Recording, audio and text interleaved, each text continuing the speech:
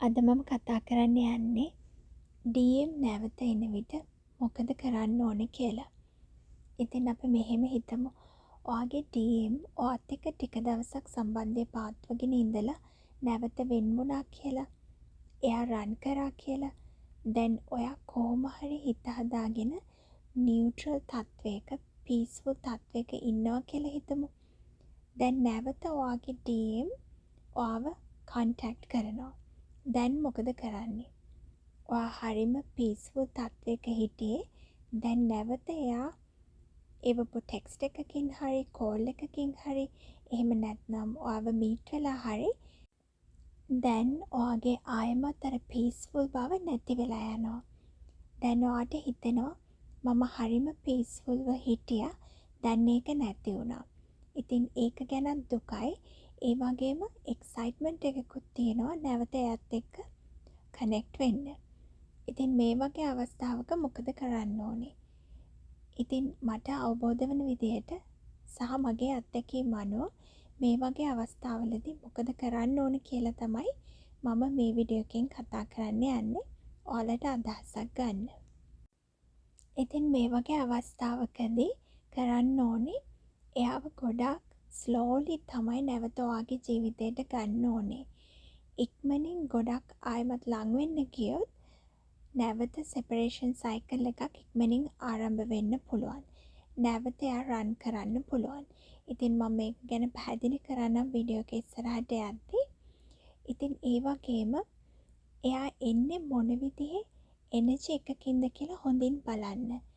ඉතින් twin flame journey එක ඔයාව ඔයාගේ ඩිවයින් ෆෙමිනින් එනර්ජි එක එම්බොඩි කරන තත්වයට තමයි ඔයාව පත් කරන්නේ. ඒ කියන්නේ අපිට කියන්න පුළුවන් ක්වීන් එනර්ජි එක කියලා. ඉතින් ඔයා ක්වීන් කෙනෙක් නම් එයා එන්න ඕනේ කිං කෙනෙක් විදියට. එයාගේ ඩිවයින් මැස්කියුලන් එනර්ජි එකෙන්. ඉතින් මුල් කාලේදී DM ඉන්නේ lower vibration එකක. එයා එයාගේ ඩිවයින් මැස්කියුලන් එනර්ජි එම්බොඩි කරලා නැහැ. ඉතින් එයා එන්නේ lower එනර්ජි එකකින්. ඉතින් ගොඩක් වෙලාවට ස්ට්‍රෝං සෙක්ෂුවල් එනර්ජි එකකින් එන්න පුළුවන්. එයාට අවශ්‍ය දේ ඔයාගෙන් ලබා ගන්න.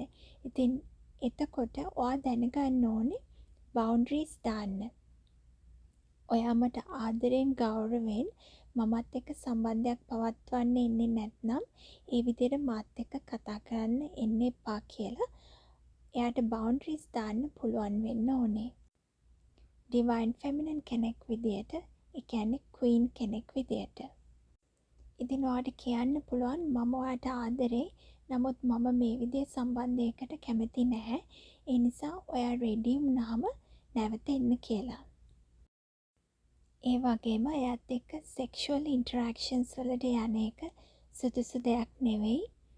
මුලින්ම අපි කරන්න ඕනේ ආදරේ සහ හොඳ ෆ්‍රෙන්ඩ්ෂිප් එකක් තමයි මුලින්ම ඇති කරගන්න ඕනේ ට්වින් ෆ්ලේම් සමග සෙක්ෂුවල් ඉන්ටරැක්ෂන්ස් වලට යන්න කලින්. නැත්නම් ගොඩාක් සෙපරේෂන් සයිකල්ස් වලට යන්න පුළුවන්. ඒ වගේම එයා ඩිවයින් මැස්කියුලන් එනර්ජි එකෙන් ඔයත් එක්ක සම්බන්ධ වෙන්න එන්නේ නැහැ. එහෙම වුණාම ඒ වගේම අපි තේරුම් ගන්න ඕන දේ තමයි ට්වින් ෆ්ලේම් යුනියන් කියන්නේ සේක්‍රඩ් යුනියන් එකක්. ඒක ඩිවයින් ආදරයක්. ඉතින් ඊගෝ බේස් ඩයිනමික්ස් තියෙනවා නම් ඒ දේවල් වලින් අයින් වෙන්න ඕනේ. ඉතින් අපිට කියන්න පුළුවන් වෙන්න ඕනේ එයාට මට ඕන ඩිවයින් සෝල් ලෙවල් කනෙක්ෂන් එකක්. ඉතින් ඒ විදිහට මම ඉන්න ලෙවල් එකෙන් මාව මීට් වෙන්න එන්නේ නැත්නම් ඔයා මම ඉන්න ලෙවල් එකට රයිස් අප් වෙන්නේ නැත්නම් මම ඔයත් එක්ක සම්බන්ධතාවයන් පවත්වන්නේ නැහැ කියලා. ඉතින් ඇත්තටම ඔයා මොකුත් වචනෙන් නොකිව්වත් ඔයා බලාපොරොත්තු වෙන විදිහේ එනර්ජි එකකින් එයා එන්නේ නැත්නම් ඔයා එයාත් එක්ක ඉන්ටරැක්ට් කරන්නේ නැත්නම් ඒ විදිහට නිකම්ම එයාට ඒක තේරුම් යනවා. ඒ වගේම එයාව සෙක්ෂුවලි සෙඩියුස් කරන්න අවශ්‍ය නැහැ. ඔබේ ඩිවයින් ෆෙමිනින් එනර්ජි එක එයාට ඇට්‍රැක්ටිව්. ඉතින් මම මේ දේ කියන්නේ මගේ අත්දැකීම් අනුව මට අවශ්‍ය වුණේ නැහැ කෙනෙක් එක කැෂුවල් සම්බන්ධතාවයක් පවත්වන්න. මට ඕනේ වුණේ සෝල් ලෙවල් ඩීප් සම්බන්ධතාවයක්. ඉතින් මම ඒ දේ මගේ ඩීම්ට මුල ඉඳලම කිව්වා. ඉතින් එයත් මගේ අදහසට රෙස්පෙක්ට් කරා. ඒ වගේම මගේ බවුන්ඩරිස් වලට රෙස්පෙක්ට් කරා. ඒ වගේම මට මේ දේ ඔයාලට පැහැදිලි කරන්න ඕනේ. ඉතින් ඔයා ඉන්නේ fear based energy එකක නම් ඔයා ඉන්නේ ego mind එකේ. ඔයා ඉන්නේ push energy එකක. ඉතින් ඔයා peaceful මධ්‍යස්ථ energy එකක නම් ඉන්නේ ඔයා ඉන්නේ soul එකේ. ඉතින් ඔයා ego mind එකකින් ඉන්නකොට communicate කරනකොට ඔයා trigger වෙනවා. නමුත් ඔයා soul එකේ ඉඳන් communicate කරනකොට ඔයා එයාව push කරන්නේ නැහැ. ඉතින් එයා නැවත එන විටත් ඔයා කරන්න ඕනේ ඔයාගේ soul එකේ ඉඳගෙන reply කරන්න. කිසිම expectation එකක් demand එකක් නැතුව trigger වෙන්නේ නැතුව. ඉතින් මම හිතනවා මම කියන්න උත්සාහ කරන දේ ඔයාලට පැහැදිලි ඇති කියලා. ඒ වගේම සමහර අවස්ථාවල් තියෙනවා නේද? සමහර කාල තියෙනවා නේද? ඔයාලා කතා බහ කරන්නේ නැති. නමුත් ඔයාට එයාව ගොඩාක් මිස් වෙනවා. ඔයාට එයාව කන්ටැක්ට් කරන්නම හිතෙනවා ඒ වගේ වෙලාවල් වලට. ඉතින් ඒ වගේ වෙලාවල් වල මම කොහොමදවත් කන්වර්සේෂන් එක ඉනිෂියේට් කරන්න ගියේ නැහැ.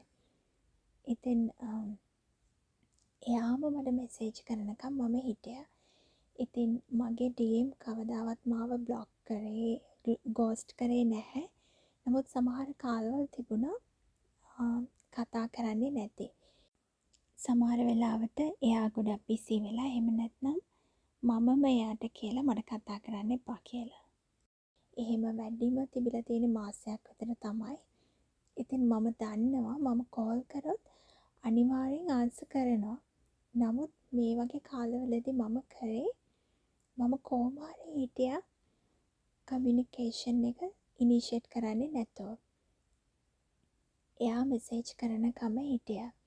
ඉතින් එහෙම වෙලාවට එයාව ගොඩාක් මිසින් ගොඩාක් දුකයි. නමුත් මම කන්ටැක්ට් කරන්නේ නැතුව හිටියා.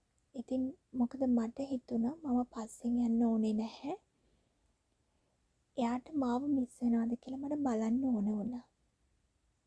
ඉතින් මම අත්දැකීමෙන් දන්නවා ඒ දුක හිතෙන වේව් එක කොහොම හරි පහු කරගෙන හිටියාම එයා අනිවාර්යයෙන්ම කන්ටැක්ට් කරනවා කියලා.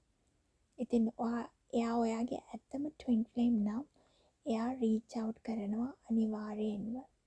ඉතින් එහෙම වෙන්නේ ඔයාට එයාව ගොඩාක් මිස් වෙන්නේ එයාත් ඔයා ගැන හිතනකොට. නමුත් ඔයා ඉනිෂියේට් කරන්න ගියොත් එයා ඉනිෂියේට් කරන්නේ නැහැ. ඉතින් ඒ නිසා කොහොම හරි ඔයා හිටියොත් එයාම කමියුනිකේෂන් එක ඉනිෂියේට් කරනකම් ඒක තමයි වෙන්න ඕනේ. ඉතින් මොකද එයා මේ මැස්කියුලින් එනර්ජි. ඉතින් ඔයා ඉන්න ඕනේ ඔයාගේ ඩිවයින් ෆෙමිනින් එනර්ජි එකේ. මැස්කියුලින් එනර්ජි තියෙන කෙනා තමයි ඩිවයින් ෆෙමිනින් පැත්තට රීච් අවුට් කරන්න ඕනේ. ඉතින් දැන් නම් මම එහෙම කරන්නේ නැහැ. දැන් බැලන්ස්ඩ් එනර්ජි එකක ඉන්න නිසා අපි දෙන්නම ඉනිෂියේට් කරනවා කමියුනිකේෂන්. ඉතින් මම මේ කිව්වේ මම මේ වගේ අවස්ථාවල කරපු දේ. හැබැයි මම කියන්නේ නැහැ ඔයාලත් මම කරපු දේ කරන්න ඕනේ කියලා. ඉතින් ඔයාගේ ඉන්ටුයිෂන් එක ෆලෝ කරන්න. ඔයාට පුළුවන් වෙන්න ඕනේ ඔයාගේ ඊගෝ එකෙන් අයින් වෙලා fear based energy එකෙන් අයින් වෙලා ඔයාගේ soul එක ගයිඩ් කරන විදියට මේ වගේ අවස්ථාවලදී කටයුතු කරන්න. ඉතින් අන්තිමට මට ඔයාලට කියන්න තියෙන්නේ එයා නැවත එන හැම අවස්ථාවකම ඔයාගේ පීස් එක ඔයාගේ සෙන්ටර් එක නැති කරගන්නේ නැතුව ඉන්න පුළුවන් තරම් උත්සාහ කරන්න. ගොඩාක් හිමීට නැවත එයාට ළඟ වෙන්න ඉඩ දෙන්න. ටිකින් ටික හරියට අපි රස්නේ තේ එකක් ටිකින් ටික උගුරෙන් උගුර බොන්නේ අන්න ඒ වගේ ටිකින් ටික එනර්ජිස් බැලන්ස් කරගන්න ඕන. ඔයාගේ ඉන එනර්ජිස් වගේම එයත් එක්ක තියෙන energies. ඉතින් එයා නැවත එන හැම පාරම ඔයා ට්‍රිගර් වෙනවා නම් ඒ කියන්නේ ඔයාගේ තවත් ඊගෝ ලේයර් එකක් ගැලවෙනවා කියන එක. තවත් ඩීප්ලි ඔයා හීල් වෙනවා කියන එක. ඉතින් හොඳින් සිහියෙන් අවබෝධයෙන් කටයුතු කරන්න එයා නැවත එන හැම අවස්ථාවකදීම. ඉතින් ඔයා queen කෙනෙක් වගේ ඔයාගේ queen energy එකෙන් divine feminine energy එකෙන් ඉන්න ඕනේ ඔයාගේ king ඔයා වෙත එනකන් king energy එකකින්. ඉතින් ඔයා true twin flame journey එකක ඉන්නවා නම් එයා අවුරුදු ගාණක් අරගෙන හරි නැවත ඔයාගේ ජීවිතේට එනවා. ඉතින් ඔයා ඒ එන හැම අවස්ථාවකදීම accept කරන්න ඕනේ high vibration එකකින් එනවා නම් විතරයි. ඉතින් එහෙම නැතෝ low vibration එකකින් එන හැම අවස්ථාවකදීම reject කරන්න තරම් ඔයා ශක්තිමත් වෙන්න ඕනේ. බය වෙන්නේ නැතෝ. මොකද එයා true twin flame නම් එයා කවදාවත් ඔයාට නැති වෙන්නේ නැහැ. ඒ නිසා ඔයා බය වෙන්න ඕනේ නැහැ. එයා නැති වෙයි කියලා. ඉතින් ඒ නිසා එයා low vibration එකකින් එන හැම වෙලාවකම reject කරන්න පුළුවන් වෙන්න ඕනේ. එහෙම නැත්නම් එයා grow වෙන්නේ නැහැ. ඉතින් එයාලගේ low vibrational energies accept කරන්න ගියොත් හැමදාම කවදාවත් එයාලගේ divine energies embody කරන තත්වයට පත් වෙන්නේ නැහැ. ඒ වගේම එයාව හැමතිස්සෙම rescue කරන්න, හැමතිස්සෙම බේරගන්න, උදව් කරන්න ගියොත් හැමතිස්සෙම එයාලා step up වෙන්නේ නැහැ එයාලගේ divine masculine energy එකට. එයාගේ wounded energies heal කරගන්න උත්සාහ කරන්නේ නැහැ. ඉතින් මම හිතනවා මේ වීඩියෝ එක ඔයාලට ප්‍රයෝජනවත් වෙයි කියලා. නැවත වීඩියෝ එකකින් හමු වෙමු.